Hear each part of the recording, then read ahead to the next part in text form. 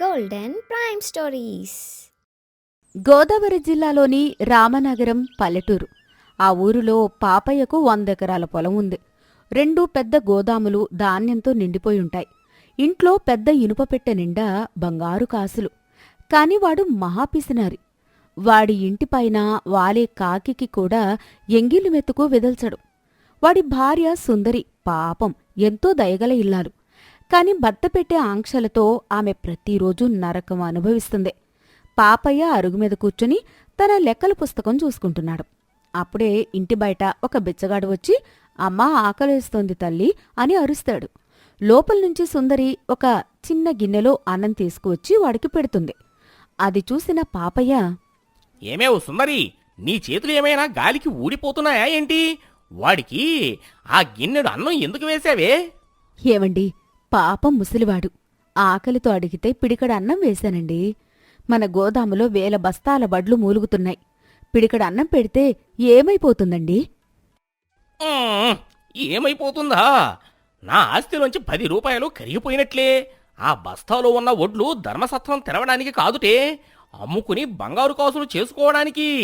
ఇంకోసారి నా కళ్ళు గప్పి ఎవరికైనా దానం చేశావో నిన్ను కూడా రోడ్డు మీద నిలబెడతాను, జాగ్రత్త. మీరు సంపాదించిన ఈ డబ్బంతా మూటగట్టుకొని పైకి తీసుకెళ్తారా ఏంటండి? రోజుకొక్క పూట మనం కూడా కడుపు నిండా పప్పులో నెయ్యి వేసుకుని తినం. రోజూ ఆ పల్చటి మజ్జిగ నూకల అన్నమేనా మన రాత? నెయ్యి తింటే ఆయుష్ తగ్గిపోతుందే పిచ్చిదానా. నేనంటే ఊర్లో ఎందుకంత గౌరవమో తెలుసా? నా దగ్గర డబ్బు ఉంది కాబట్టి. సుందరి మనసులో, ఈయన పిసినరితనం పోవాలంటే ఈయన కళ్ల ముందే డబ్బు ఖర్చు పెట్టి గట్టిగా బుద్ధి చెప్పాలి అని అనుకుంది.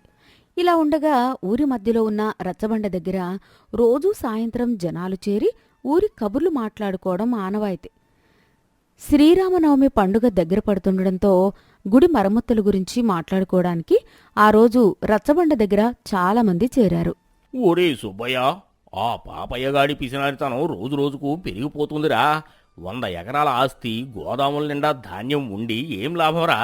వాడు పోయేటప్పుడు ఆ బంగారాన్ని పట్టుకుపోతాడా ఏంటి? ఎవరైనా దెప్పిక వేసి గుక్కెడు నీళ్లు అడిగినా ఇవ్వడు. నీళ్లు ఇవ్వకపోవడమేంట్రా?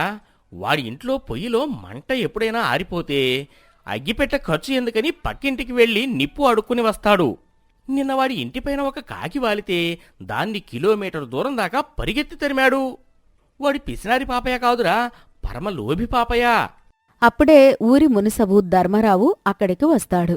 ఏంట్రా, అందరూ పాపయ్య గురించే మాట్లాడుకుంటున్నారు? ఏంటి విశేషం? అవునయ్యా మునసబు గారు, మన ఊర్లో అందరూ రామాలయం గుడి మరమ్మతుల కోసం తమకు తోచినంత చందాలు ఇస్తున్నారు. కానీ ఆ పాపయ్య గారు మాత్రం ఈ ఊసే ఎత్తడం లేదు. గుడికి 1 రూపాయి ఇవ్వలేదు. వాడి దగ్గర నుంచి చందా వసూలు చేయడం దేవుడి వల్ల కూడా కాదేమో బాబూ. అలా అంటారా? వాడు ఎంతటి పిసినారి అయినా వాడి దగ్గర చందా ఎలా రాబట్టాలో ఈ ధర్మారావుకు తెలుసురా. వాడు తప్పించుకోలేడు. రేపు ఉదయం నేను మన కుర్రాళ్లను వేసుకుని నేరుగా వాడి ఇంటికే వెళ్తున్నాను. చూద్దాం వాడు నా కళ్ళలోంచి మట్టి కొట్టి ఎలా తప్పించుకుంటాడో. మునసబుగారు గుడి చందాల కోసం రేపు ఉదయం పాపయ్య ఇంటికి వస్తున్నారు అన్న వార్త అప్పటికప్పుడే ఊరంతా పాకి ఒక పనివాడి ద్వారా పాపయ్య చెవిన కూడా పడింది. చందాల కోసం మునసబు తన ఇంటికే వస్తున్నాడని తెలియగాని పాపయ్యకు గుండె ఆగిపోయినంత పనైంది. ఎలాగైనా ఆ విరాళాల నుండి తప్పించుకోవాలని ఒక నాటకానికి తెరతీశాడు. సుందరి, రేపు మునసబు వస్తున్నాడటే. వాడికి నేను డబ్బులు ఇవ్వనంటే నా పరువు బజారున పడుతుంది. అలాగని వాడికి 10 రూపాయలు చందా ఇస్తే నా ప్రాణం గాల్లో కలుస్తుంది. నేను గుడికి చిల్లి గవ్వ కూడా ఇవ్వను. వాడిని ఎలాగైనా వదిలించుకోవాలి. మరి ఏం చేస్తారండి? ఊళ్ళో అందరూ గుడికి తలాంతా ఇస్తున్నారు. మీరు ఊరికే పెద్ద మోతుబరి. కనీసం ఒక 10 బస్తాల బియ్యం 100 రూపాయలు గుడికిస్తే మీ ఆస్తి ఏమైనా కరిగిపోతుందా? శివశివ, 100 రూపాయలా? 10 బస్తాలా? నా ప్రాణం అడిగినా ఇస్తాను గాని నా ధాన్యం బస్తాలు నేను ఇవ్వను. అందుకే నా బుర్రలో ఒక ఆలోచన వచ్చింది. ఏంటండి ఆ ఆలోచన? రేపు ఉదయం మునసబు వచ్చే సమయానికి నేను ఈ మంచం మీద పడుకుని తెల్లటి దుప్పటి కప్పుకొని కొన ఊపిరితో చావు బతుకుల్లో ఉన్నట్లు నాటకం ఆడతాను. నువ్వు వాళ్ళు రాగానే గట్టిగా నెత్తి నోరు బాదుకొని శోకాలు పెట్టు. అయ్యో నా మగుడు ప్రాణాలు పోతున్నాయే, ఆయనకు వయసు మీరిపోయి ఒంట్లో బాగోలేదే అని ఏడువు. అప్పుడు వాళ్ళు జాలిపడి చందా అడగకుండా వెనక్కి వెళ్ళిపోతారు. ఎలా ఉంది నా బుర్ర ఐడియా? సుందరి ఒక్క నిమిషం ఆలోచించింది. ఈయన పిసినారుతనానికి ఇదే సరైన సమయం, ఇదే అవకాశంగా ఆయన కళ్ల ముందే డబ్బు దానం చేసేస్తాను అని మనసులో నవ్వుకుంది. భలే ప్లాన్ వేశారండి, అలాగే చేద్దాం. మీరు మంచం మీద పడుకోండి, మిగతాది నేను చూసుకుంటాను. మరుసటి రోజు ఉదయం పాపయ్య చెప్పినట్లుగానే మంచం మీద తెల్ల దుప్పటి కప్పుకొని పడుకున్నాడు. కాసేపటికి ఇంటి బయట మునసబు, ధర్మారావు, కొందరి మనుషులు అలికిడి వినిపించింది. పాపయ్య కళ్ళు గట్టిగా మూసుకున్నాడు. మునసబు, ధర్మారావు లోపలికి అడుగుపెట్టగానే సుందరి అప్పటికే పాపయ్య మంచం పక్కన కూర్చొని ఏడుస్తోంది. అయ్యో దేవుడా, నాకింతటి కష్టం తెచ్చావేంటయ్యా? మా ఆయన ప్రాణాలు గాల్లో దీపంలా తయారయ్యాయే, నేనెవరికి చెప్పుకోను దేవుడా. ధర్మారావు కంగారుగా వచ్చి, అమ్మా సుందరమ్మా, ఏమైందమ్మా? నిన్నటి వరకు కులాసాగానే ఉన్నాడు కదా పాపయ్య, ఏమైంది ఒక్కసారిగా? ఏం చెప్పనయ్యా ధర్మారావు గారు, రాత్రి ఛాతీలో నొప్పి అని ఒక్కసారిగా పడిపోయారయ్యా. వైద్యుడు వచ్చి చూసి ఇక ఆయనకు నూకలు చెల్లిపోయాయి, మహా అయితే ఇంకో 2 గంటలు మాత్రమే బతుకుతాడు అని చెప్పేశాడయ్యా. మంచం మీద కళ్ళు మూసుకుని పడుకున్న పాపయ్య మనసులో, ఏంటిది, వారం రోజులు జ్వరమని చెప్పమంటే ఏకంగా 2 గంటల్లో చచ్చిపోతానని చెప్తోంది. ఏదైతే ఏముందిలే, వీళ్ళు కంగారు పడి చందా అడగకుండా వెళ్ళిపోతారులే అని సంబరపడ్డాడు. అయ్యో పాపయ్య, ఎంతటి వాడివి, ఎంతటి స్థితికి వచ్చావు? గుడికి చందా అడుగుదామని వస్తే నీ ప్రాణాలకే ముప్పు వచ్చిందా? ఎంత అన్యాయం జరిగిపోయింది. అదేనయ్యా, ఈ ఉదయం ఆయనకు కాస్త స్పృహ వచ్చి ముక్కుసూటిగా నాతో ఒక మాట చెప్పారయ్యా. ఆయన చివరి కోరిక తీర్చమని నాతో ప్రమాణం చేయించుకున్నారయ్యా. ఏంటమ్మా ఆ కోరిక?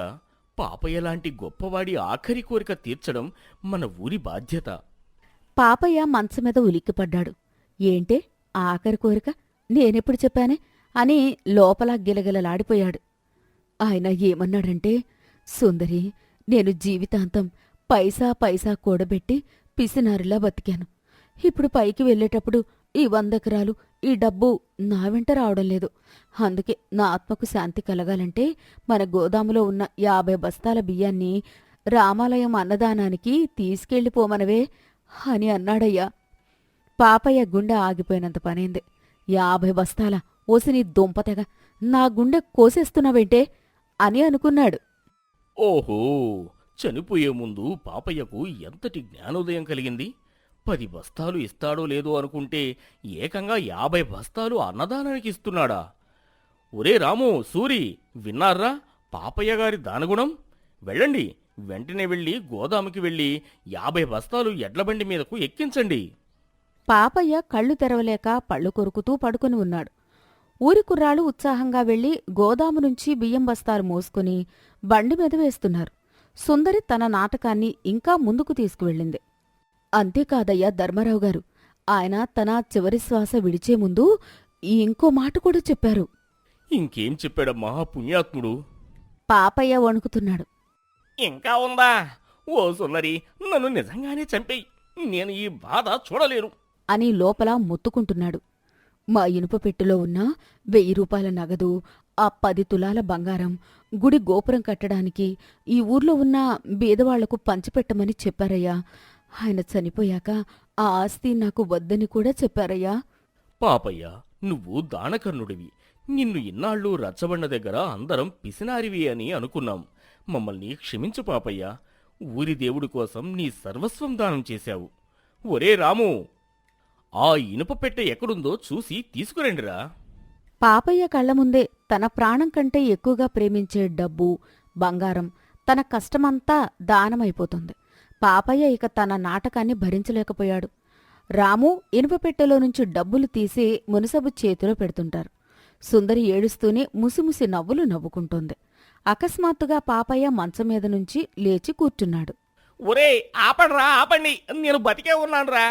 పాపయ్య అలా అరిచి లేచి కూర్చోగానే హాలులో ఉన్న మునసబు, అయ్యో అమ్మ బాబోయ్, పాపయ్య బతికొచ్చాడు.